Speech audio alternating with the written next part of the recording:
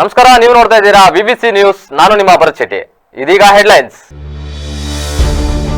ರೇವಣ್ಣ ಅವರೇ, ನನ್ನ ಕುಟುಂಬವೇ ಬೇರೆ, ನಿಮ್ಮದೇ ಬೇರೆ. ನಾನು ಹಾಗೂ ನನ್ನ ಮಗ ಜೈಲಿಗೆ ಹೋಗುವಂತಹ ತಪ್ಪು ಮಾಡಿಲ್ಲ. ಮಾಜಿ ಸಚಿವ ಎಚ್.ಡಿ. ರೇವಣ್ಣಗೆ ಶಾಸಕ ಜಿ.ಟಿ. ದೇವೇಗೌಡ ತಿರುಗೇಟು. ಕಾಂಗ್ರೆಸ್ನವರು ಚಿನ್ನದ ಬಟ್ಟಲುಗಳಿಂದ ವಿಷಯ ಕೊಡುತ್ತಿದ್ದರೂ ನಮ್ಮವರು ತೆಗೆದುಕೊಳ್ಳಲು ಆಗುತ್ತಿಲ್ಲ. ಪಕ್ಷದಲ್ಲಿ ಎರೆಹುಳುಗಳು ನಾಗರ ಹಾವುಗಳಾಗುತ್ತಿವೆ. ಮಾಜಿ ಕೇಂದ್ರ ಸಚಿವ ಡಿ.ವಿ. ಸದಾನಂದಗೌಡ ವಾಗ್ದಾಳಿ. ಸದಾನಂದಗೌಡ, ದೀಪ ಆರುತ್ತಿದೆ, ಬಾಯಿ ಮುಚ್ಚಿಕೊಂಡು ಇರದಿದ್ರೆ ನಿಮ್ಮ ಬಂಡವಾಳ ಬಯಲು ಮಾಡ್ತೀನಿ. ಸದಾನಂದಗೌಡ ವಿರುದ್ಧ ರೊಚ್ಚಿಗೆದ್ದ ಯತ್ನಾಳ್.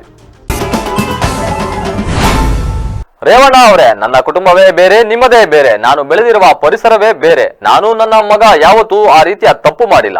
ನಾನು ನನ್ನ ಮಗ ಯಾವ ಅಪರಾಧವೂ ಮಾಡಿಲ್ಲ. ಬಂಧಿಸುವಂತಹ ಪ್ರಶ್ನೆಯೇ ಬಂದಿಲ್ಲ ಎಂದು ಮಾಜಿ ಸಚಿವ ಎಚ್.ಡಿ. ರೇವಣ್ಣಗೆ ಜೆಡಿಎಸ್ ಶಾಸಕ ಜಿ.ಟಿ. ದೇವೇಗೌಡ ತಿರುಗೇಟು ನೀಡಿದರು.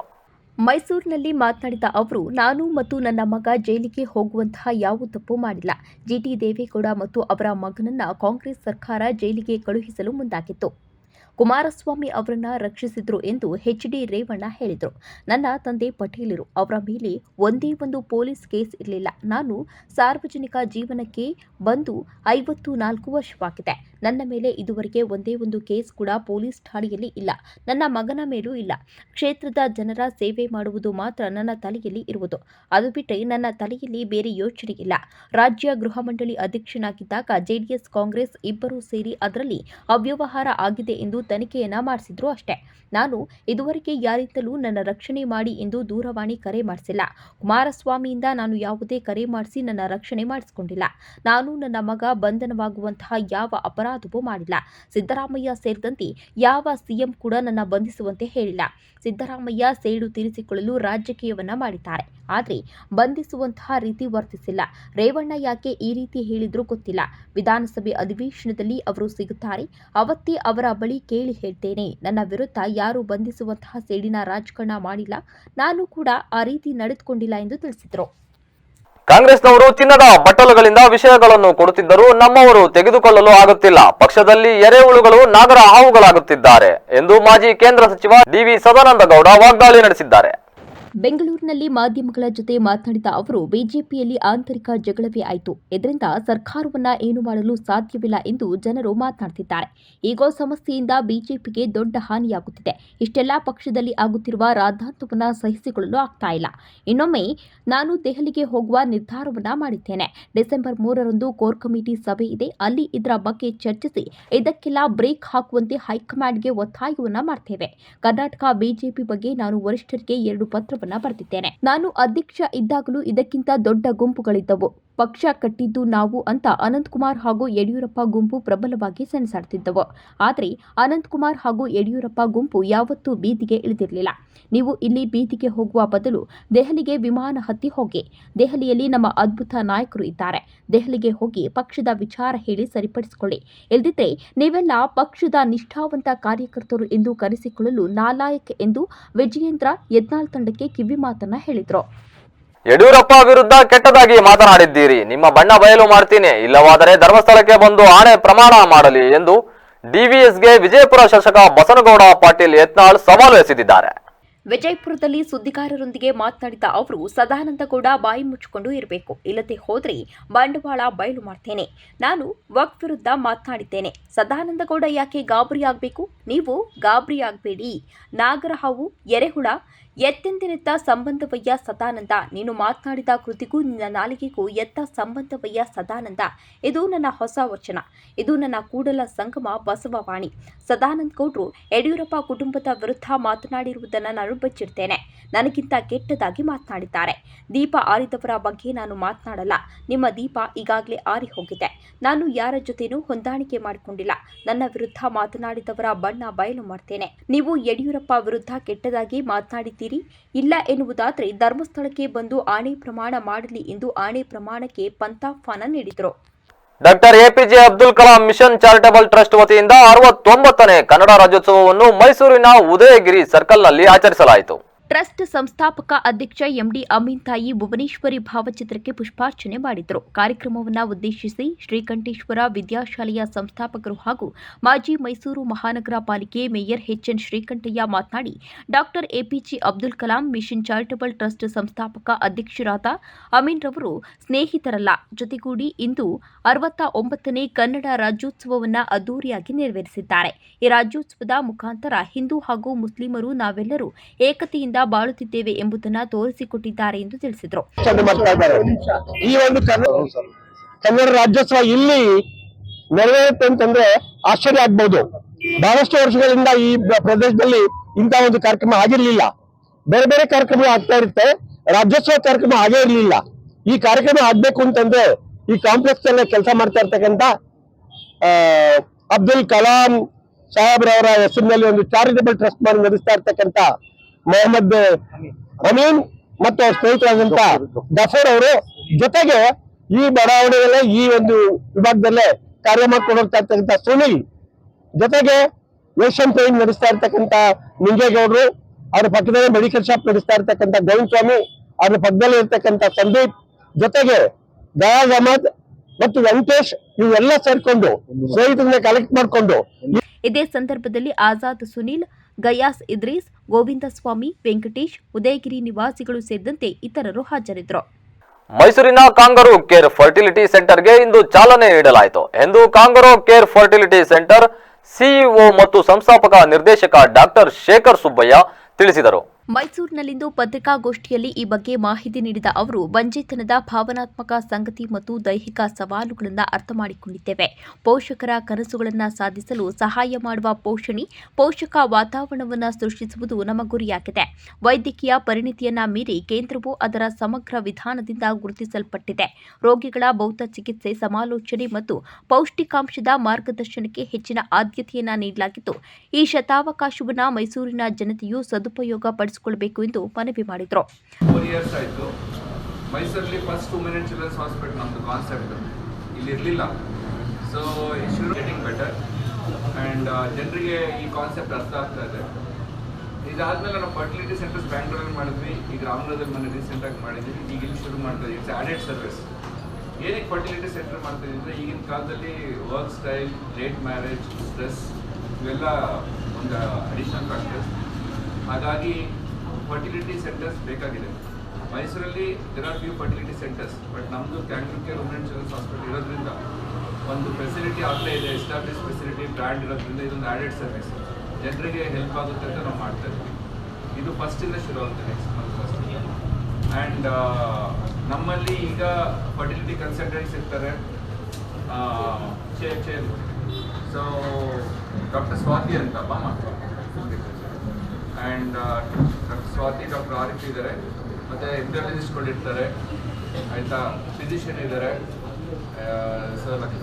ಪತ್ರಿಕಾಗೋಷ್ಠಿಯಲ್ಲಿ ಕಾಂಗರೂ ಕೇರ್ ಫರ್ಟಿಲಿಟಿ ಸೆಂಟರ್ನ ಒಜಿಪಿ ಡಾಕ್ಟರ್ ಉಎ ಸ್ವಾತಿ, ಗೋಕುಲ್ ಎಜುಕೇಷನ್ ಫೌಂಡೇಶನ್ ಅಧ್ಯಕ್ಷ doctor Jayaram, doctor Suraj, doctor Lakshman, doctor Manjunath ಸೇರಿದಂತೆ ಇತರರು ಉಪಸ್ಥಿತರಿದ್ದರು. ಜಿಲ್ಲಾಡಳಿತ ಹಾಗೂ ಜಿಲ್ಲಾ ಪಂಚಾಯತ್, ಶಾಲಾ ಶಿಕ್ಷಣ ಇಲಾಖೆ ಸೇರಿದಂತೆ ಇತರೆ ಇಲಾಖೆಗಳ ಸಂಯುಕ್ತಾಶ್ರಯದಲ್ಲಿಂದು ತಾಲೂಕಿನ ಶ್ರೀ ಗುರು ಸುಧೀಂದ್ರ ಕಾಲೇಜಿನ ಮೈದಾನದಲ್ಲಿ 14ರಿಂದ 17 ವಯೋಮಾನದ ಪ್ರಾಥಮಿಕ ಮತ್ತು ಪ್ರೌಢಶಾಲಾ ವಿಶೇಷ ಚೇತನ ವಿದ್ಯಾರ್ಥಿಗಳ ಜಿಲ್ಲಾ ಮಟ್ಟದ ಕ್ರೀಡಾಕೂಟ ಹಮ್ಮಿಕೊಳ್ಳಲಾಯಿತು. ಕಾರ್ಯಕ್ರಮವನ್ನು ಉದ್ಘಾಟಿಸಿ ಕ್ಷೇತ್ರ ಶಿಕ್ಷಣಾಧಿಕಾರಿ ವೆಂಕಟೇಶ್ ನಾಯ್ಡು ಮಾತನಾಡಿ, ವಿಶೇಷ ಚೇತನ ಮಕ್ಕಳು ಯಾವುದರಲ್ಲೂ ಕಡಿಮೆ ಇಲ್ಲ. ಅವರು ಕೂಡ ಇಂತಹ ಕ್ರೀಡಾಕೂಟದಲ್ಲಿ ಭಾಗವಹಿಸಿ ಸಾಧನೆಯನ್ನ ಮಾಡಬಹುದು. ಕ್ರೀಡಾಕೂಟದಲ್ಲಿ ಬಹುಮಾನಕ್ಕೆ ಆದ್ಯತೆ ನೀಡದೆ ಕ್ರೀಡಾ ಸ್ಫೂರ್ತಿಯನ್ನ ಮೆರೆಯಬೇಕು. ವಿಶೇಷ ಚೇತನ ಮಕ್ಕಳ ರಾಜ್ಯ ಕ್ರೀಡಾಕೂಟವು ಪಕ್ಕದ ಉಡುಪಿಯಲ್ಲಿ ನಡೆಯುವುದರಿಂದ ಆಯ್ಕೆಯಾದ ವಿದ್ಯಾರ್ಥಿಗಳಿಗೆ ಸ್ಪರ್ಧೆಯಲ್ಲಿ ಭಾಗವಹಿಸಲು ಅನುಕೂಲವಾಗುತ್ತದೆ ಎಂದರು. 5 ತಾಲೂಕಿನ ದೂರದ ತಾಲೂಕಿನಿಂದ ಮಕ್ಕಳು ಬರಬೇಕು, ಅದಕ್ಕಾಗಿ ಸ್ವಲ್ಪ ಸಮಯವನ್ನ ಜಾಸ್ತಿ ತೆಗೆದುಕೊಂಡಿದ್ದು, ಲೇಟ್ ಆಗಿ ಕಾರ್ಯಕ್ರಮ ಪ್ರಾರಂಭವಾಗಿದೆ. ತಾವೆಲ್ಲ ಇವತ್ತಿನ ಈ ಕ್ರೀಡಾಕೂಟದಲ್ಲಿ ಒಳ್ಳೆಯ ಮನಸ್ಸಿನಿಂದ ಭಾಗವಹಿಸ್ತಾ ಇದ್ದೀರಾ. ಈಗಾಗಲೇ ವೇದಿಕೆಯಲ್ಲಿ ಮಾತನಾಡಿದವರು ಹೇಳಿದ್ದಾರೆ, ವಿಶೇಷ ಚೇತನ ವಿದ್ಯಾರ್ಥಿಗಳಿರ್ಬೋದು, ಕ್ರೀಡಾಕೂಟದಲ್ಲಿ ಭಾಗವಹಿಸಿದಂತ ಮಹನೀಯರು, ಒಳ್ಳೆಯ ಸಾಧನೆಯನ್ನ ಮಾಡಿದಂತ ಮಹನೀಯರ ಬಗ್ಗೆ ನಿಮ್ಮ ಸಮ್ಮುಖದಲ್ಲಿ ಅದನ್ನ ಪ್ರಸ್ತುತಪಡಿಸಿದ್ದಾರೆ. ನೀವು ಸಹಿತ ಯಾವುದಕ್ಕೂ ಕಡಿಮೆ ಅಲ್ಲ. ನಾವು ಈಗಾಗಲೇ ಮುಖ್ಯವಾಗಿ ಸಾಮಾನ್ಯ ವಿದ್ಯಾರ್ಥಿಗಳ ಕ್ರೀಡಾಕೂಟವನ್ನ ಆಯೋಜನೆ ಮಾಡಿರುವಂತದನ್ನ ನೋಡಿದ್ವಿ. ನಿಮ್ಗೂ ಸಹಿತ ಒಂದು ಅವಕಾಶ ಇತ್ತೀಚಿನ ದಿನಗಳಲ್ಲಿ ಸಿಗ್ತಾ ಇದೆ. ನೀವು ಸಹಿತ ಒಳ್ಳೆಯ ಸಾಧನೆಯನ್ನ ಮಾಡಬೇಕು. ಸಾಮಾನ್ಯ ವಿದ್ಯಾರ್ಥಿಗಳಿಗಿಂತ ನೀವೇನು ಕಡಿಮೆ ಇಲ್ಲ ಅನ್ನೋದನ್ನ ತೋರ್ಪಡಿಸಬೇಕಾದಂತ ಅಗತ್ಯ ಇದೆ. ಅದೇ ರೀತಿಯಲ್ಲಿ ಸಿಕ್ಕಿದಂತ ಅವಕಾಶವನ್ನ ತಾವು ಸರಿಯಾಗಿ ಸದುಪಯೋಗವನ್ನ ಮಾಡ್ಕೊಳ್ಬೇಕು. ಒಳ್ಳೆಯ ಮನಸ್ಸಿನಿಂದ ಇವತ್ತಿನ ಕಾರ್ಯಕ್ರಮದಲ್ಲಿ ನೀವು ಭಾಗವಹಿಸಿದ ಕಾರ್ಯಕ್ರಮದಲ್ಲಿ ಶಿಕ್ಷಕರಾದ ಗೋಪಾಲ ನಾಯ್ಕ, ಗಿರೀಶ್ ನಾಯ್ಕ, ಪೂರ್ಣಿಮಾ ಮೊಗೇರ, ಬಿಕೆ ನಾಯ್ಕ, ಗಣಪತಿ ನಾಯ್ಕ, ಪ್ರಕಾಶ ಶಿರಾಲಿ ಸೇರಿದಂತೆ ಮತ್ತಿತರರು ಉಪಸ್ಥಿತರಿದ್ದರು. ಕರ್ನಾಟಕ ದಲಿತ ಸಂಘರ್ಷ ಮೈಸೂರು ಜಿಲ್ಲಾ ಸಮಿತಿ ವತಿಯಿಂದ ಮೈಸೂರು ಮಹಾನಗರ ಪಾಲಿಕೆ ಮುಂಭಾಗ ಇಂದಿರಾ ಕ್ಯಾಂಟೀನ್ ನೌಕರನನ್ನು ಕಾಯಂಗೊಳಿಸಬೇಕು ಮತ್ತು ನೌಕರರಿಗೆ ಸಂಬಳ ನೀಡದಿರುವ ಕಂಪನಿಯನ್ನು ವಜಾ ಮಾಡಬೇಕೆಂದು ಆಗ್ರಹಿಸಿ ಪ್ರತಿಭಟನೆ ನಡೆಸಲಾಯಿತು. ಪ್ರತಿಭಟನೆಯನ್ನ ಉದ್ದೇಶಿಸಿ ಮೈಸೂರು ಜಿಲ್ಲಾಧ್ಯಕ್ಷ ಶಂಕರ್ ಮಾತನಾಡಿ, ಸರ್ಕಾರ ಬಡವರಿಗೆ ಅನ್ನ ನೀಡುತ್ತಿರುವ ಇಂದಿರಾ ಕ್ಯಾಂಟೀನ್ನಲ್ಲಿ ಸುಮಾರು 6 ವರ್ಷಗಳಿಂದ ಗುತ್ತಿಗೆ ನೌಕರರಾಗಿ ಕೆಲಸ ಮಾಡುತ್ತಿರುವ ನೌಕರರು ಬಡವರಾಗಿದ್ದು, ಈಗಿನ ಟೆಂಡರ್ ಗುತ್ತಿಗೆದಾರರಾದ ಅಶ್ವಿನ್ ಕುಮಾರ್ ನಂದಿ ಎಂಟರ್ಪ್ರೈಸಸ್ ರವರು ಸುಮಾರು 8 ತಿಂಗಳಿಂದ ಇಂದಿರಾ ಕ್ಯಾಂಟೀನ್ನಲ್ಲಿ ಕೆಲಸ ಮಾಡುವವರಿಗೆ ವೇತನವನ್ನ ನೀಡಿಲ್ಲ. ಈ ಬಗ್ಗೆ ಹಿಂದೆ 2 ಬಾರಿ ಆರೋಗ್ಯ ಅಧಿಕಾರಿಗಳು, ಆಯುಕ್ತರು ಮತ್ತು ಜಿಲ್ಲಾಧಿಕಾರಿಯವರಿಗೆ ಮನವಿಯನ್ನ ನೀಡಿದರೂ ಯಾವುದೇ ಕ್ರಮ ಕೈಗೊಂಡಿಲ್ಲ. ಆದ್ದರಿಂದ ಇನ್ನಾದರೂ ಸಂಬಂಧಪಟ್ಟ ಅಧಿಕಾರಿಗಳು ಗುತ್ತಿಗೆದಾರರ ಮೇಲೆ ಕ್ರಮ ಜರುಗಿಸಬೇಕೆಂದು ಒತ್ತಾಯಿಸಿದರು. ಕೆಲಸ ಮಾಡುವಂಥ ನೌಕರರಿಗೆ ಈ ತಿಂಗಳಿಗೆ ಸೇರಿದ್ರೆ 5 ತಿಂಗಳು ಸಂಬಳವನ್ನು ಗುತ್ತಿಗೆದಾರ ಸಂಬಳ ನೀಡಿಲ್ಲ. ಇಲ್ಲಿ ಕೆಲಸ ಮಾಡೋಂಥವರೆಲ್ಲ ತುಂಬ ಕಡುಬಡವರಿದ್ದಾರೆ. 5 ತಿಂಗಳಿಗೆ ಸಂಬಳ ಕೊಟ್ಟಿಲ್ಲ ಅಂದರೆ ಅವರ ಕುಟುಂಬ ಜೀವನ ನಿರ್ವಹಣೆ ಮಾಡೋದು ತುಂಬ ಕಷ್ಟಕರವಾಗಿದೆ. ಮತ್ತು ಈ ಹಿಂದೆ ನಾವು DC ಅವ್ರಿಗೆ ಮತ್ತು ಆಯುಕ್ತರಿಗೆ, ಆರೋಗ್ಯಾಧಿಕಾರಿಗಳಿಗೆ 2 ಬಾರಿ ಮನವಿಯನ್ನು ಕೊಟ್ಟಿದ್ದೀವಿ. 2 ಬಾರಿ ಮನವಿಯನ್ನು ಕೊಟ್ಟು ಮತ್ತು ಹಿಂದೆ ಇದ್ದಂಥ ಗುತ್ತಿಗೆದಾರ ಇನ್ನೂ 5 ತಿಂಗಳು ಮತ್ತು 7 ತಿಂಗಳು ಸಂಬಳ ಉಳಿಸ್ಕೊಂಡಿದ್ದ. ಬಂದು ಮಾತಾಡಿದಾಗ 2 ತಿಂಗಳು ಸಂಬಳ ಹಾಕಿ ಇನ್ನೂ 5 ತಿಂಗಳು ಸಂಬಳ ಹಾಕಿಲ್ಲ. ಹಿಂದೆ ಮಾಡ್ತಿರೋಂಥವನು ಈಗ ಮಾಡ್ತಿರೋ ಅಂಥವನು 8-10 ತಿಂಗಳಾಗದವನು ಟೆಂಡರ್ ತಗೊಂಡು 1 ತಿಂಗಳು ಸರಿಯಾಗಿ ಅವನು ನಡೆಸಿರೋದು. ಸರಿಯಾಗಿ ಆಹಾರ ಪದಾರ್ಥ ಕೊಡ್ತಾಯಿಲ್ಲ, ಸಾರ್ವಜನಿಕರಿಗೆ ಸರಿಯಾಗಿ ಊಟ ಕೊಡ್ತಾಯಿಲ್ಲ ಅವನು. ಮತ್ತು ಇಲ್ಲಿ ಕೆಲಸ ಮಾಡೋಂಥವ್ರಿಗೆ ಸಂಬಳ ಕೊಡ್ತಾಯಿಲ್ಲ. ಹಿಂಗಾಗಿ CM ತವರು ಜಿಲ್ಲೆಯಲ್ಲೇ ಇಂದಿರಾ ಕ್ಯಾಂಟೀನ್ದು ತುಂಬ ಅವ್ಯವಹಾರ ಇದೆ. ಪ್ರತಿಭಟನೆಯಲ್ಲಿ ಸುನಿಲ್, ಸ್ವಾಮಿ, ಮಹದೇವ ಸ್ವಾಮಿ, ರೇಣುಕಾ, ನಾಗರಾಜ್, ಪುಟ್ಟಸ್ವಾಮಿ, ಶಿವಣ್ಣ ಸೇರಿದಂತೆ ಇತರರು ಹಾಜರಿದ್ದರು. ಕೇರಳ ರಾಜ್ಯದ ಲಾಟರಿಯನ್ನು ಕೊಡಗಿನ ನಾನಾ ಕಡೆ ಅಕ್ರಮವಾಗಿ ಮಾರಾಟ ಮಾಡುತ್ತಿದ್ದ ವ್ಯಕ್ತಿಯನ್ನು ಮಡಿಕೇರಿ ಸೆನ್ಸ್ ಪೊಲೀಸರು ಬಂಧಿಸಿದ್ದಾರೆ. ಸುಂಟಿಕೊಪ್ಪ ನಿವಾಸಿ ಲತೀಫ್ ಬಂಧಿತ ಆರೋಪಿಯಾಗಿದ್ದು, ಕೊಡಗು ಜಿಲ್ಲೆಯಲ್ಲಿ ಕೇರಳದ ಲಾಟರಿ ಮಾರಾಟವಾಗುತ್ತಿರುವ ಬಗ್ಗೆ ಖಚಿತ ಮಾಹಿತಿ ಮೇರೆಗೆ ಮಡಿಕೇರಿ ಸೆನ್ ಪೊಲೀಸರು ಕಾರ್ಯಾಚರಣೆ ನಡೆಸಿದ್ದು, ಮಡಿಕೇರಿ ಕೆಎಸ್ಆರ್ಟಿಸಿ ಬಸ್ಸು ನಿಲ್ದಾಣದ ಹಿಂಭಾಗ ಟಿಕೆಟ್ ಮಾರಾಟ ಮಾಡುವಾಗ ಟಿಕೆಟ್ ಸಹಿತ ಆರೋಪಿ ಲತೀಫ್ ಬಂಧಿಸಿದ್ದಾರೆ. ಬಂಧನದ ವೇಳೆ ಸುಮಾರು 40,000 ಮೌಲ್ಯದ 1,800 ಕೇರಳ ಲಾಟರಿ ಟಿಕೆಟ್ಗಳನ್ನು ಪೊಲೀಸರು ವಶಕ್ಕೆ ಪಡೆದಿದ್ದು, ಪ್ರಕರಣವನ್ನು ದಾಖಲಿಸಿಕೊಂಡು ತನಿಖೆಯನ್ನು ಆರಂಭಿಸಿದ್ದಾರೆ. 2025-26ನೇ ಸಾಲಿನ ನರೇಗಾ ಯೋಜನೆಯಡಿಯಲ್ಲಿ ಕ್ರಿಯಾ ಯೋಜನೆಯನ್ನು ತಯಾರಿಸುವ ಕೆಲಸ ಆರಂಭಗೊಂಡಿದ್ದು, ಟಿ ನರಸೀಪುರ ತಾಲೂಕಿನ ರೈತರು ನವೆಂಬರ್ 30ನೇ ತಾರೀಕಿನೊಳಗೆ ತಮ್ಮ ಹೆಸರನ್ನು ನೋಂದಾಯಿಸಿಕೊಳ್ಳುವಂತೆ ತೋಟಗಾರಿಕೆ ಸಹಾಯಕ ನಿರ್ದೇಶಕರಾದ ಶಾಂತಾ ತಿಳಿಸಿದರು. ಟಿ ನರಸೀಪುರ ಪಟ್ಟಣದ ತಮ್ಮ ಕಚೇರಿಯಲ್ಲಿ ಈ ಬಗ್ಗೆ ಮಾಹಿತಿ ನೀಡಿದ ಅವರು, ತೋಟಗಾರಿಕೆ ಜೊತೆಯಲ್ಲಿ ಯಾವುದೇ ಇಲಾಖೆಗೆ ಸಂಬಂಧಿಸಿದ ಕಾಮಗಾರಿಗಳನ್ನು ಮಾಡಲು ನರೇಗಾ ಯೋಜನೆ ಅತ್ಯಂತ ಪರಿಣಾಮಕಾರಿಯಾಗಿದ್ದು, ಕೂಡಲೇ ರೈತರು ಸಂಬಂಧಿಸಿದ ಇಲಾಖೆ ಅಧಿಕಾರಿಗಳು ಅಥವಾ ತಮ್ಮ ಹತ್ತಿರದ ಗ್ರಾಮ ಪಂಚಾಯಿತಿಗೆ ಭೇಟಿ ನೀಡಿ ಮಾಹಿತಿ ನೀಡಿ ಹೆಸರನ್ನು ನೋಂದಾಯಿಸುವಂತೆ ಮನವಿ ಮಾಡಿದರು.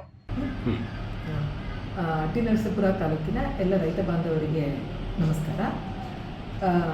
2025-26ನೇ ಸಾಲಿನ ನರೇಗಾ ಯೋಜನೆಯಲ್ಲಿ ಕ್ರಿಯಾ ಯೋಜನೆಯನ್ನು ತಯಾರಿಸುವಂಥ ಕೆಲಸ ಈಗಾಗಲೇ ಪ್ರಾರಂಭ ಆಗಿರೋದು ತಮಗೆ ತಿಳಿದಿರುವಂಥ ವಿಷಯ.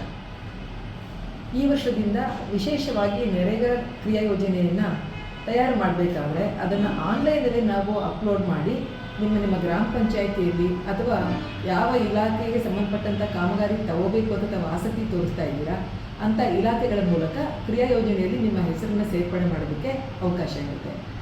ಈಗಿರುವಂಥ ಮಾರ್ಗಸೂಚಿಯ ಪ್ರಕಾರ ನವೆಂಬರ್ 30ನೇ ತಾರೀಕು ಕಡೆಯ ದಿನ ಅಂತ ಆಗಿರುತ್ತೆ. ನೀವು ಮುಂದಿನ ಏಪ್ರಿಲ್ 1ನೇ ತಾರೀಕಿನ ನಂತರ 25-26ನೇ ಸಾಲಿನಲ್ಲಿ ತೋಟಗಾರಿಕೆ ಇಲಾಖೆಗೆ ಸಂಬಂಧಪಟ್ಟಂಥ ಕಾಮಗಾರಿಗಳಾದ ನೀವು ತೆಂಗು ಬೆಳೆ ಪ್ರದೇಶ ವಿಸ್ತರಣೆ ಇರ್ಬೋದು, ಮಾವಿರ್ಬೋದು, ಬಾಳೆ ಇರ್ಬೋದು, ಸಪೋಟ ಇರ್ಬೋದು, ಅಡಿಕೆಯನ್ನು ಹೊರತುಪಡಿಸಿ ಇತರೆ ಬಹುವಾರ್ಷಿಕ ಹಣ್ಣಿನ ಮತ್ತು ತೋಟದ ಬೆಳೆಗಳ ಪ್ರದೇಶ ವಿಸ್ತರಣೆಯನ್ನು ತಾವು ಕೈಗೊಳ್ಳೋಕ್ಕೆ ಅವಕಾಶ ಇದೆ. ಅದೇ ರೀತಿ ಗುಲಾಬಿ, ಮಲ್ಲಿಗೆ ಇವೆಲ್ಲ ಪ್ರದೇಶ ವಿಸ್ತರಣೆ ತಗೊಳ್ಳೋದಕ್ಕೆ ಅವಕಾಶ ಇದೆ. ತೋಟಗಾರಿಕೆ ಜೊತೆಯಲ್ಲಿ ಕೃಷಿ ಇಲಾಖೆ ಇರ್ಬೋದು ಅಥವಾ ನಿಮ್ಮ ಗ್ರಾಮೀಣ ಪ್ರದೇಶದಲ್ಲಿ ನರೇಗಾ ಯೋಜನೆಯಲ್ಲಿ ತಗೊಳ್ಳುವಂಥ ಯಾವುದೇ ಇಲಾಖೆಗೆ ಸಂಬಂಧಪಟ್ಟಂಥ ಯಾವುದೇ ಕಾಮಗಾರಿ ಆಗಿದ್ದು ಕೂಡ ಅದು ವೈಯಕ್ತಿಕ ಆಗಿರಲಿ ಅಥವಾ ಸಮುದಾಯ ಕಾಮಗಾರಿ ಆಗಿರಲಿ ಅದನ್ನು ಮುಂದಿನ ವರ್ಷದ ಕ್ರಿಯಾ ಯೋಜನೆಗೆ ಸೇರ್ಪಡೆ ಮಾಡೋದಕ್ಕೆ 30/11 ಕಡೆಯ ದಿನಾಂಕ ಆಗಿದೆ. ದಯಮಾಡಿ ನೀವು ಸಂಬಂಧಪಟ್ಟ ಇಲಾಖೆಗೆ ಹೋಗಿ ಅಥವಾ ಅವ್ರನ್ನ ದೂರವಾಣಿ ಮೂಲಕ ಸಂಪರ್ಕ ಮಾಡಿ ಅಥವಾ ನಿಮ್ಮ ಸಮೀಪದ ಗ್ರಾಮ ಪಂಚಾಯತಿ ಕಚೇರಿಗೆ ಹೋಗಿ ನಿಮ್ಮ ಯಾವ ಕಾಮಗಾರಿ ತಗೋಬೇಕಂತಿದ್ದೀರಾ, ಯಾವ ಜಮೀನನ್ನು ತಗೋಬೇಕಂತಿದ್ದೀರಾ ಅನ್ನೋಂಥ ಮಾಹಿತಿಯನ್ನು, ಫಲಾನುಭವಿ ಹೆಸರು ಸಮೇತ ಮಾಹಿತಿಯನ್ನು ತಾವು ಕೂಡಲೇ ನೋಂದಾಯಿಸಬೇಕು ಅಂತ ನಾನು ತಾಲೂಕಿನ ಎಲ್ಲ ರೈತ ಬಾಂಧವರಲ್ಲಿ ಕಳಕಳಿಯಾಗಿ ಮನವಿಯನ್ನು ಮಾಡ್ತಾ ಇದ್ದೇನೆ. ಕೇಂದ್ರ ಸರ್ಕಾರ ವಿಶೇಷ ಚೇತನರಿಗೆ 10 ಯೋಜನೆಗಳನ್ನು ತಂದಿದ್ದು ಅದನ್ನು ಸದುಪಯೋಗಪಡಿಸಿಕೊಳ್ಳಿ, ಅಭಿವೃದ್ಧಿ ಹೊಂದುವಂತೆ ಹಲಗೂರು ಗ್ರಾಮ ಪಂಚಾಯಿತಿ ಅಧ್ಯಕ್ಷೆ ಶಶಿಕಲಾ ಶ್ರೀನಿವಾಸಾಚಾರಿ ಕರೆ ನೀಡಿದರು. ಮಳವಳ್ಳಿ ತಾಲೂಕಿನ ಹಲಗೂರು ಗ್ರಾಮದ ಸರ್ಕಾರಿ ಪ್ರಥಮ ದರ್ಜೆ ಕಾಲೇಜು ಆವರಣದಲ್ಲಿ ವಿಶೇಷ ಚೇತನರು ಹಾಗೂ ಹಿರಿಯ ನಾಗರಿಕರ ಸಬಲೀಕರಣ ಇಲಾಖೆ, ಮಹಿಳಾ ಮತ್ತು ಮಕ್ಕಳ ಅಭಿವೃದ್ಧಿ ಇಲಾಖೆ, ವಿವಿಧೋದ್ದೇಶ ಗ್ರಾಮೀಣ ಮತ್ತು ನಗರ ಕಾರ್ಯಕರ್ತ ಹಾಗೂ ವಿಕಲಚೇತನರ ಶ್ರೇಯೋಭಿವೃದ್ಧಿಗೆ ಶ್ರಮಿಸುತ್ತಿರುವ ಸಂಘ ಸಂಸ್ಥೆಗಳ ಸಂಯುಕ್ತಾಶ್ರಯದಲ್ಲಿ ನಡೆದ ವಿಕಲಚೇತನರ ಸಪ್ತಾಹ ಕಾರ್ಯಕ್ರಮವನ್ನು ಉದ್ಘಾಟಿಸಿ ಮಾತನಾಡಿದ ಅವರು, ವಿಶೇಷ ಚೇತನರು ಅದ್ವಿತೀಯ ಸಾಧನೆ ಮಾಡಿದ್ದು ಎಲ್ಲಾ ಕ್ಷೇತ್ರದಲ್ಲೂ ಮುಂಚೂಣಿಯಲ್ಲಿದ್ದಾರೆ. ವಿಜ್ಞಾನ ಕ್ಷೇತ್ರದಲ್ಲಿ ಸ್ಟೀಫನ್ ವಿಲಿಯಂ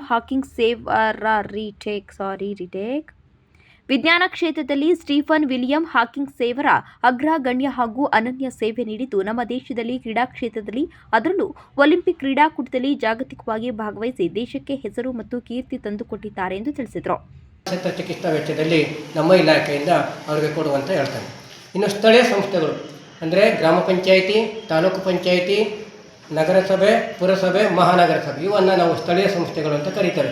ಈ ಸ್ಥಳೀಯ ಸಂಸ್ಥೆಗಳಲ್ಲಿ ಬರ್ತಕ್ಕಂಥ ಅನುದಾನದಲ್ಲಿ 5% ನಮ್ಮ ವಿಕಲಚೇತನರಿಗೆ ಮೀಸಲಿಟ್ಟು ಅವರಿಗೆ ಆರ್ಥಿಕ, ಸಾಮಾಜಿಕ, ಶೈಕ್ಷಣಿಕ, ವೈದ್ಯಕೀಯ ಕ್ಷೇತ್ರಗಳಲ್ಲಿ ಅವರಿಗೆ ಖರ್ಚು ಮಾಡಬೇಕು ಅಂತಕ್ಕಂಥದ್ದು. ಆದರೆ 15ನೇ ಹಣಕಾಸು ಬಂದಂಥ ಸಂದರ್ಭದಲ್ಲಿ ನಮ್ಮ ಆಯುಕ್ತರು ಒಂದು ವಿಕಲಚೇತನರಿಗೆ ಒಂದು ಮರಣ ಶಾಸನವನ್ನು ಬರೆದಾರೆ ಅಂತ ಹೇಳ್ಬೋದು. ಯಾಕೆಂತಂದರೆ ಅದನ್ನು ಸಮುದಾಯ ಆಧಾರಿತ ಕಾರ್ಯಕ್ರಮಗಳಿಗೆ ಉಪಯೋಗಿಸಿ, ಅಂದರೆ ಶಾಲಾ ಕಾಲೇಜುಗಳಲ್ಲಿ, ಅಂಗನವಾಡಿ ಕೇಂದ್ರಗಳಲ್ಲಿ ರ್ಯಾಂಪ್ ವ್ಯವಸ್ಥೆ, ವಿಶೇಷ ಶೌಚಾಲಯ ವ್ಯವಸ್ಥೆಯನ್ನು ಮಾಡಬೇಕು ಅಂತೇಳಿ ಇದು ತುಂಬ ಅನ್ಯಾಯ ಆಗಿದೆ ನಮಗೆ. ಆದರೆ ತದನಂತರ ಇನ್ನೇನು 16 ಹಣಕಾಸು ಸಹಾಯ ಬರ್ತಾ ಇದೆ, ಅದರಲ್ಲಿ ನಮ್ಮ ವಿಕಲಚೇತನರಿಗೆ 5% ಅನುದಾನ ಸಹಾಯಧನವನ್ನು ಕೊಡುವಂಥ ವ್ಯವಸ್ಥೆ ಆಗ್ತದೆ ಅಂತಕ್ಕಂಥದ್ದು. ಹಾಗೆ ನಮ್ಮನ್ನು ಪ್ರತಿನಿಧಿಸ್ತಕ್ಕಂಥ ಶಾಸಕರು ಇದ್ದಾರೆ, MLA, MP, MLCಗಳಿದ್ದಾರೆ. ಇವರ ಅನುದಾನದಲ್ಲೂ ಕೂಡ ನಮ್ಮ ವಿಕಲಚೇತನರಿಗೆ 3 ಭಾಗ ಅಂದರೆ 75% ತೊಂದರೆ ಇರ್ತಕ್ಕಂಥ ದೈಹಿಕ ವಿಕಲಚೇತನರಿಗೆ 20 ರಿಂದ 60 ವರ್ಷದೊಳಗಿರ್ತಕ್ಕಂಥವರಿಗೆ 3 ಚಕ್ರ ಸ್ಕೂಟ್ರ್ ವ್ಯವಸ್ಥೆ ಕೊಡ್ಬೋದು. ಜೊತೆಗೆ ಕಿವಿ ಕೇಳಿಸ್ತಿರೋರಿಗೆ ಶ್ರವಣ ಸಾಧನ ಕೊಡ್ಬೋದು. ಕಾಲು ತೆಗೆದಿರೋರಿಗೆ ಕೃತಕ ಕಾಲಿಗೆ ಕೂಡ ಈ ಅನುದಾನದಲ್ಲಿ ಶಾಸಕರ ಪ್ರದೇಶಾಭಿವೃದ್ಧಿ ಅನುದಾನದಲ್ಲಿ ಖರ್ಚು ಮಾಡುವಂಥ ವ್ಯವಸ್ಥೆ ಇದೆ. ಹಾಗೆ ನಮ್ಮ ಇಲಾಖೆಯಿಂದ ಸ್ವಯಂ ಉದ್ಯೋಗಕ್ಕೋಸ್ಕರವಾಗಿ ಆಧಾರ ಯೋಜನೆ ಅಂತೇಳಿ ಒಂದು ಯೋಜನೆಯನ್ನು ಜಾರಿಗೆ ತಂದಿದೆ. ಪ್ರಾರಂಭದಲ್ಲಿ ನಾವು 2007-8ರಲ್ಲಿ ಬಂದಾಗ 6,000 ಇತ್ತು. ತದನಂತರ 20,000 ರೂಪಾಯಿ ಒಂದು ಪೆಟ್ಟಿ ಇತ್ತು. ಈಗ ಪ್ರಸ್ತುತ ಒಬ್ಬ ವ್ಯಕ್ತಿಗೆ ಬ್ಯಾಂಕಲ್ಲಿ ಸಾಲ ಕೊಟ್ಟರೆ 50,000 ರೂಪಾಯಿ ಸಾಲ, 50,000 ರೂಪಾಯಿ ಸಬ್ಸಿಡಿಯನ್ನು ನಮ್ಮ ಇಲಾಖೆಯಿಂದ ಕೊಡುವಂಥ ವ್ಯವಸ್ಥೆ ಇದೆ. ಅದೇ ರೀತಿ ಕಾರ್ಯಕ್ರಮದಲ್ಲಿ ತಾಲೂಕು ಸಂಯೋಜಕ ಮಹದೇವಪ್ಪ, ಪ್ರಾಧ್ಯಾಪಕ ಪ್ರೊಫೆಸರ್ ಮಹೇಶ್ ಬಾಬು, ಪ್ರಾಂಶುಪಾಲ ಅಲಂಗೂರು ಮಂಜುನಾಥ್, ಪ್ರೊಫೆಸರ್ ಶಂಕರೇಗೌಡ, ಜಯಶಂಕರ್, ರಾಜೇಶ್ ಸೇರಿದಂತೆ ಹಲವರು ಉಪಸ್ಥಿತರಿದ್ದರು. ಸಾಲಿಗ್ರಾಮ ತಾಲೂಕಿನ ಕುಪ್ಪಳ್ಳಿ ಗ್ರಾಮದ ಹಾಲು ಉತ್ಪಾದಕರ ಸಹಕಾರ ಸಂಘದ BMC ಕೇಂದ್ರದ ನೂತನ ಕಟ್ಟಡದ ಉದ್ಘಾಟನೆ ಕಾರ್ಯಕ್ರಮವನ್ನು ಶಾಸಕ ಡಿ ರವಿಶಂಕರ್ ನೆರವೇರಿಸಿದರು. ನಂತರ ವೇದಿಕೆ ಕಾರ್ಯಕ್ರಮದಲ್ಲಿ ಮಾತನಾಡಿದ ಶಾಸಕರು, ಗ್ರಾಮಾಂತರ ಪ್ರದೇಶದಲ್ಲಿ ಮಹಿಳೆಯರು ಹೆಚ್ಚಿನ ರೀತಿಯಲ್ಲಿ ಹೈನುಗಾರಿಕೆಯಲ್ಲಿ ತೊಡಗಿಕೊಂಡಿರುವುದರಿಂದ ಹೆಚ್ಚಿನ ರೀತಿಯಲ್ಲಿ ಆರ್ಥಿಕವಾಗಿ ಸಬಲೀಕರಣ ಹೊಂದಿದ್ದಾರೆ. ನಮ್ಮ ಮೈಸೂರು ಹಾಲು ಉತ್ಪಾದಕರ ಸಹಕಾರ ಸಂಘವು ರಾಜ್ಯದಲ್ಲಿ ಅತಿ ಹೆಚ್ಚು ಬೆಂಬಲ ಬೆಲೆ 32 ರೂಪಾಯಿ ನೀಡ್ತಾ ಇದ್ದು, ಇತರ ಜಿಲ್ಲಾ ಸಂಘಗಳು 24 ರಿಂದ 30 ರೂಪಾಯಿಗಳನ್ನು ನೀಡ್ತಾ ಇದೆ. ಮೈಸೂರು ಹಾಲು ಉತ್ಪಾದಕರ ಸಹಕಾರ ಸಂಘವು ರೈತಾಪಿ ವರ್ಗಕ್ಕೆ ಬೆನ್ನೆಲುಬಾಗಿ ನಿಂತಿದೆ. ಇದಕ್ಕೆ ಸಂಘದ ಅಧ್ಯಕ್ಷರು, ನಿರ್ದೇಶಕರು ಹಾಗೂ ಸಿಬ್ಬಂದಿಗೆ ನನ್ನ ಧನ್ಯವಾದಗಳು ಎಂದು ತಿಳಿಸಿದರು. ಆರ್ಥಿಕವಾಗಿ ಸಬಲೀಕರಣ ಆಗ್ತಾ ಇರತಕ್ಕಂಥದ್ದು ಇರ್ಬೋದು, ಒಂದು ಮಕ್ಕಳಿಗೆ ಉತ್ತಮ ರೀತಿಯಲ್ಲಿ ಶಿಕ್ಷಣವನ್ನು ಕೊಡಿಸೋದಿರ್ಬೋದು, ಮತ್ತೆ ಮನೆಯಲ್ಲಿ ಉತ್ತಮ ರೀತಿಯಲ್ಲಿ ವಾತಾವರಣವನ್ನು ಕಲ್ಪಿಸುವಂಥದ್ದಿರ್ಬೋದು, ಇವೆಲ್ಲವೂ ಕೂಡ ಆಗ್ತಾ ಇದೆ ಅಂತಕ್ಕಂಥದ್ದನ್ನ ನೋಡೋದಾದ್ರೆ ಅದರ ಹಿಂದೆ ಹೈನುಗಾರಿಕೆಯಲ್ಲಿ ತೊಡಗಿಟ್ಕೊಂಡಿರ್ತಕ್ಕಂಥ ಮಹಿಳೆಯರ ಪಾತ್ರ ಅತಿ ಹೆಚ್ಚಿನ ರೀತಿಯಲ್ಲಿ ಇದೆ ಅಂತಕ್ಕಂಥ ಮಾತನ್ನ ನಾನು ಈ ಸಂದರ್ಭದಲ್ಲಿ ಹೇಳೋದಕ್ಕೆ ಇಷ್ಟಪಡ್ತಾ ಇದ್ದೇನೆ. ಆ ನಿಟ್ಟಿನಲ್ಲಿ ಇದಕ್ಕೆ ಪ್ರೋತ್ಸಾಹವನ್ನು ಕೊಡಬೇಕಂತ ಹೇಳಿ ನಮ್ಮ ಜಿಲ್ಲಾ ಹಾಲು ಉತ್ಪಾದಕರ ಸಹಕಾರ ಸಂಘದವರು ಬಹಳಷ್ಟು ದೊಡ್ಡ ಮಟ್ಟದಲ್ಲಿ ನಮ್ಮ ರೈತರಿಗೆ ಅನುಕೂಲತೆಗಳನ್ನ ಮಾಡ್ತಾ ಇದ್ದಾರೆ. ಇವತ್ತು ಇಡೀ ರಾಜ್ಯದಲ್ಲಿ ಬೇರೆಲ್ಲೂ ಕೂಡ ಮೈಸೂರು ಹಾಲು ಉತ್ಪಾದಕರ ಸಹಕಾರ ಸಂಘದ ಅಧ್ಯಕ್ಷ ಆರ್ ಚೆಲುವರಾಜ್ ಮಾತನಾಡಿ, ನಮ್ಮ ನಂದಿನಿ ಉತ್ಪನ್ನಗಳು ರಾಜ್ಯದಲ್ಲಿ ಮಾತ್ರವಲ್ಲದೆ ಹೊರ ರಾಜ್ಯಗಳಲ್ಲಿ ಮಾರಾಟವಾಗ್ತಾ ಇದ್ದು, ನಮ್ಮ ಉತ್ಪನ್ನಗಳಿಗೆ ಉತ್ತಮವಾದ ಬೇಡಿಕೆಗಳು ಕಂಡುಬರುತ್ತವೆ. ಕೆಲ ದಿನಗಳ ಹಿಂದೆ ರಾಷ್ಟ್ರ ರಾಜಧಾನಿ ದೆಹಲಿಯಲ್ಲಿ ಮಾನ್ಯ ಮುಖ್ಯಮಂತ್ರಿ ಸಿದ್ದರಾಮಯ್ಯನವರು ನಮ್ಮ ಹೆಮ್ಮೆಯ ನಂದಿನಿ ಉತ್ಪನ್ನಗಳ ಶಾಖೆಯನ್ನು ಉದ್ಘಾಟಿಸಿದ್ದಾರೆ ಹಾಗೂ ನಮ್ಮ ನೆರೆರಾಜ್ಯದ ತಿರುಪತಿ ದೇವಸ್ಥಾನದಲ್ಲಿ ಉತ್ಪಾದಿಸುವ ಲಡ್ಡು ಪ್ರಸಾದ ಹಾಗೂ ಇನ್ನಿತರ ಪ್ರಸಾದಕ್ಕೂ ನಂದಿನಿ ಉತ್ಪನ್ನಗಳನ್ನು ಬಳಸಿದ್ದಾರೆ ಎಂದು ತಿಳಿಸಿದರು. ರೈತರು ಎಷ್ಟೇ ಬೆಳೆಗಳನ್ನ ಬೆಳೆದ್ರೂ ಕೂಡ ಒಂದು ನಿಖರವಾದಂತಹ ಬೆಲೆ ಇಲ್ಲ, ಸರಿಯಾದ ಸಮಯಕ್ಕೆ ಅದಕ್ಕೆ ಮಾರುಕಟ್ಟೆ ಇಲ್ಲ, ಸರಿಯಾದ ಸಮಯದಲ್ಲಿ ಅವರಿಗೆ ಅದರ ಮೊತ್ತ ಪಾವತಿ ಆಗ್ತಾ ಇಲ್ಲ. ಆದ್ರೆ ಹೈನುಗಾರಿಕೆ ಮಾಡ್ತಕ್ಕಂಥ ರೈತರಿಗೆ ಯಾವತ್ತೂ ಕೂಡ ನೀವು ಎಷ್ಟೇ ಹಾಲನ್ನ ಉತ್ಪಾದನೆ ಮಾಡಿದ್ರೂ ಕೂಡ ಅದನ್ನ ನಮ್ಮ ಒಕ್ಕೂಟ ಶೇಖರಣೆ ಮಾಡಿ ಸಂಸ್ಕರಣೆ ಮಾಡಿ ಅದನ್ನ ಮಾರಾಟ ಮಾಡಿ ನಿಮಗೆ ಒಂದು ಒಳ್ಳೆ ಬೆಲೆ ಕೊಡ್ತಕ್ಕಂಥದ್ದು ನಮ್ಮ ಒಕ್ಕೂಟದ ಕೆಲಸ. ಜೊತೆಗೆ ಇವತ್ತು ಇಡೀ ರಾಜ್ಯದಲ್ಲಿ ಅತಿ ಹೆಚ್ಚು ರೈತರಿಗೆ ಹಾಲಿನ ದರವನ್ನು ಕೊಟ್ಟಂತಹ ಏನಾರ ಒಕ್ಕೂಟ ಅಂತ ಇದ್ರೆ ಇವತ್ತಿಗೂ ಕೂಡ ನಮ್ಮ ಮೈಸೂರು ಜಿಲ್ಲಾ ಹಾಲು ಒಕ್ಕೂಟ. ಅನೇಕ ಜಿಲ್ಲೆಗಳಲ್ಲಿ ನಮಗಿನ್ನ ಕೂಡ 2 ರೂಪಾಯಿ 3 ರೂಪಾಯಿ ಬೆಲೆ ಕಡಿಮೆ ಇದೆ. ತಾವುಗಳು ಕೂಡ ಸಂಘದ ಅಭಿವೃದ್ಧಿಗೋಸ್ಕರ ನೀವೆಲ್ಲರೂ ಗೊತ್ತು, ನಿಮ್ಗೆಲ್ಲರಿಗೂ ಈಗಾಗಲೇ. ಸಮಾರಂಭದಲ್ಲಿ ಮೈಸೂರು ಜಿಲ್ಲಾ ಹಾಲು ಒಕ್ಕೂಟದ ನಿರ್ದೇಶಕ ಎಟಿ ಸೋಮಶೇಖರ್, ಮೈಸೂರು ಜಿಲ್ಲಾ ಒಕ್ಕೂಟ ವ್ಯವಸ್ಥಾಪಕ ನಿರ್ದೇಶಕ ಕೆಎನ್ ಸುರೇಶ್ ನಾಯಕ್, ಕುಪ್ಪಳ್ಳಿ ಹಾಲು ಉತ್ಪಾದಕರ ಸಹಕಾರ ಸಂಘದ ಅಧ್ಯಕ್ಷ ಅಶೋಕ್, ಎಪಿಎಂಸಿ ಮಾಜಿ ಅಧ್ಯಕ್ಷ ಸೋಮಣ್ಣ ಸೇರಿದಂತೆ ಇತರರು ಹಾಜರಿದ್ದರು. ಕನ್ನಡ ಸಾಹಿತ್ಯದಲ್ಲಿ ಮತ್ತು ಕರ್ನಾಟಕದ ಇತಿಹಾಸದಲ್ಲಿ ಅಕ್ಕ ಮಹಾದೇವಿ ಸ್ಫೂರ್ತಿದಾಯಕ ಮಹಿಳೆಯಾಗಿ ಕಾಣುತ್ತಾರೆ ಎಂದು ಮೆಲ್ಲೊಳ್ಳಿ ಮೋಳೆ ಸರ್ಕಾರಿ ಶಾಲೆಯ ಶಿಕ್ಷಕ ನಾಗಮಲ್ಲೇಶ ಹೇಳಿದರು. ಚಾಮರಾಜನಗರ ಜಿಲ್ಲೆಯ ಕೊಳ್ಳೇಗಾಲ ತಾಲೂಕಿನ ಡಗರಪುರದ ಜ್ಞಾನಭಾರತಿ ಪ್ರೌಢಶಾಲೆಯಲ್ಲಿ ಜೆಎಸ್ಪಿ ಪ್ರತಿಷ್ಠಾನ ಆಯೋಜಿಸಿದ್ದ ಕನ್ನಡ ಮಾಸಾಚರಣೆ 2024 ಕಾರ್ಯಕ್ರಮವನ್ನು ಕನ್ನಡ ತಾಯಿ ಭಾವಚಿತ್ರಕ್ಕೆ ಪುಷ್ಪನಮನ ಸಲ್ಲಿಸಿ ಮಾತನಾಡಿದ ಅವರು, ಕನ್ನಡದ ಮೊದಲ ಮಹಿಳೆ ಕವಯತ್ರಿ ಎನಿಸಿರುವ ಅಕ್ಕ ಮಹಾದೇವಿ ಕನ್ನಡದ ಪ್ರಮುಖ ಕವಯತ್ರಿಗಳಲ್ಲಿ ಒಬ್ಬರು. ಅಕ್ಕ ಮಹಾದೇವಿಯವರ ಕೊಡುಗೆಗಳ ವಚನಗಳ ರೂಪದಲ್ಲಿದೆ. ವಚನ ಯುಗದಲ್ಲಿ ಶ್ರಮಿಕ ವರ್ಗ, ಅದರಲ್ಲೂ ಮಹಿಳಾ ವರ್ಗವು ತಮ್ಮ ಮೇಲಿನ ದಬ್ಬಾಳಿಕೆಯ ವಿರುದ್ಧ ತಮ್ಮ ಬಂಡಾಯವನ್ನು ಸಾಹಿತ್ಯ ಅಭಿವ್ಯಕ್ತಿಗಳ ಮೂಲಕ ದಾಖಲಿಸಿರುವುದನ್ನು ನಾವು ಕಾಣಬಹುದು ಎಂದು ತಿಳಿಸಿದರು. ಬೇರೊಬ್ಬ ಭಾಷಿಗ ನಮ್ಮ ಜೊತೆ ಹೇಗೆ ಮಾತಾಡ್ತಾನೆ, ಸರಳವಾಗಿ ಸುಮಧುರವಾಗಿ ಮಾತನಾಡಿದ್ರೆ ನಾವು ಅಷ್ಟೇ ಸುಮಧುರವಾಗಿ ಸರಳವಾಗಿ ಮಾತನಾಡ್ತಕ್ಕಂತಹ ಕಲೆ ಕನ್ನಡಿಗರಿಗೆ ಗೊತ್ತಿದೆ. ಮಾಧುರ್ಯಂಗೆ ಮಾಧುರ್ಯಂ, ಎಷ್ಟು ಸಿಹಿಯಾಗಿ ಸುಮಧುರವಾಗಿ ಮಾತನಾಡೋದಕ್ಕೆ ಸಾಧ್ಯನೋ ಅಷ್ಟೂ ಸಹ ಮಾತನಾಡೋದಕ್ಕೆ ಕನ್ನಡಿಗರಿಗೆ ಗೊತ್ತು. ಬಾದಿಪ್ಪ ಕಲಿಗೆ ಕಲಿಯುಗ ವಿಪರೀತ. ಯಾರಾದ್ರೂ ತೊಂದರೆ ಕನ್ನಡಿಗರಿಗೆ ಅವರು ಯಾವುದೇ ಕಾರಣಕ್ಕೂ ಸಹಿಸಲ್ಲ. ತಾಳ್ಮೆ ಇದೆ, ಆದ್ರೆ ಆ ತಾಳ್ಮೆಯನ್ನ ದುರುಪಯೋಗ ಪಡಿಸ್ಕೊಳಕ್ ಬಂದಾಗ ಅವನು ಕಲಿಯಾಗಿ ಒಬ್ಬ ವೀರನಾಗಿ ಶೂರನಾಗಿಯೂ ಸಹ ಅವನು ಪ್ರತಿಕ್ರಿಯೆಯನ್ನ ವ್ಯಕ್ತಪಡಿಸ್ತಾನೆ. ಮಾಧವನೀತನ್ ಕೆರನಲ್ಲ ಅಂತಂದ್ರೆ ಮಾಧವ ಅಂತಂದ್ರೆ ಶ್ರೀಕೃಷ್ಣ ಪರಮಾತ್ಮನ ಒಂದು ಶ್ರೇಷ್ಠತೆಯನ್ನ ಕನ್ನಡಿಗರಿಗೆ ಹೋಲಿಕೆ ಮಾಡಿ ಹೇಳಿದೆ. ಎಷ್ಟು ಚೆನ್ನಾಗಿದೆ. ಸಾಧುಗೆ ಸಾಧು, ಮಾಧುರ್ಯಂಗೆ ಮಾಧುರ್ಯಂ, ಬಾದಿಪ್ಪ ಕಲಿಗೆ ಕಲಿಯುಗ ವಿಪರೀತನ್, ಮಾಧವನೀತನ್ ತೆರನಲ್ಲ ಅಂತ ಹೇಳಿ ಹೇಳಲಾಗುತ್ತೆ. ಕನ್ನಡ ಭಾಷೆಯ ಒಂದು ವಿಶೇಷತೆಯ ಬಗ್ಗೆ, ಸರಳತೆಯ ಬಗ್ಗೆ, ಸುಮಧುರತೆಯ ಬಗ್ಗೆ ಅನೇಕ ಕವಿಗಳು ದಾರ್ಶನಿಕರು ನಮಗೆ ಮಾರ್ಗದರ್ಶನ. ಕಾರ್ಯಕ್ರಮದಲ್ಲಿ ಜೆಎಸ್ಪಿ ಪ್ರತಿಷ್ಠಾನದ ಎಸ್ ಶಶಿಕುಮಾರ್, ಶಾಲೆಯ ಮುಖ್ಯ ಶಿಕ್ಷಕ ಕೆಂಪರಾಜು, ಸಹಶಿಕ್ಷಕರಾದ ಪುಟ್ಟರಾಜು, ಗುರುರಾಜ್, ಸುಮತಿ, ಸಿಬ್ಬಂದಿಗಳು, ಪೋಷಕರು ಹಾಗೂ ವಿದ್ಯಾರ್ಥಿಗಳು ಉಪಸ್ಥಿತರಿದ್ದರು. ಕೊನೆಯಲ್ಲಿ ಮತ್ತೊಮ್ಮೆ ಹೆಡ್ಲೈನ್ಸ್. ರೇವಣ್ಣ ಅವರೇ, ನನ್ನ ಕುಟುಂಬವೇ ಬೇರೆ, ನಿಮ್ಮದೇ ಬೇರೆ. ನಾನು ಹಾಗೂ ನನ್ನ ಮಗ ಜೈಲಿಗೆ ಹೋಗುವಂತಹ ತಪ್ಪು ಮಾಡಿಲ್ಲ. ಮಾಜಿ ಸಚಿವ ಎಚ್ ಡಿ ರೇವಣ್ಣಗೆ ಶಾಸಕ ಜಿಟಿ ದೇವೇಗೌಡ ತಿರುಗೇಟು. ಕಾಂಗ್ರೆಸ್ನವರು ಚಿನ್ನದ ಬಟ್ಟಲುಗಳಿಂದ ವಿಷಯ ಕೊಡುತ್ತಿದ್ದರೂ ನಮ್ಮವರು ತೆಗೆದುಕೊಳ್ಳಲು ಆಗುತ್ತಿಲ್ಲ. ಪಕ್ಷದಲ್ಲಿ ಎರೆಹುಳುಗಳು ನಾಗರ ಹಾವುಗಳಾಗುತ್ತಿವೆ. ಮಾಜಿ ಕೇಂದ್ರ ಸಚಿವ ಡಿವಿ ಸದಾನಂದಗೌಡ ವಾಗ್ದಾಳಿ. ಸದಾನಂದಗೌಡ, ದೀಪ ಆರುತ್ತಿದೆ, ಬಾಯಿ ಮುಚ್ಚಿಕೊಂಡು ಇರದಿದ್ರೆ ನಿಮ್ಮ ಬಂಡವಾಳ ಬಯಲು ಮಾಡ್ತೀನಿ. ಸದಾನಂದಗೌಡ ವಿರುದ್ಧ ರೊಚ್ಚಿಗೆದ್ದ ಯತ್ನಾಳ್. ಕ್ಷಣ ಕ್ಷಣದ ಮಾಹಿತಿಗಾಗಿ ನೋಡ್ತಾ ಇರಿ ವಿವಿಸಿ ನ್ಯೂಸ್ ಹಾಸನ.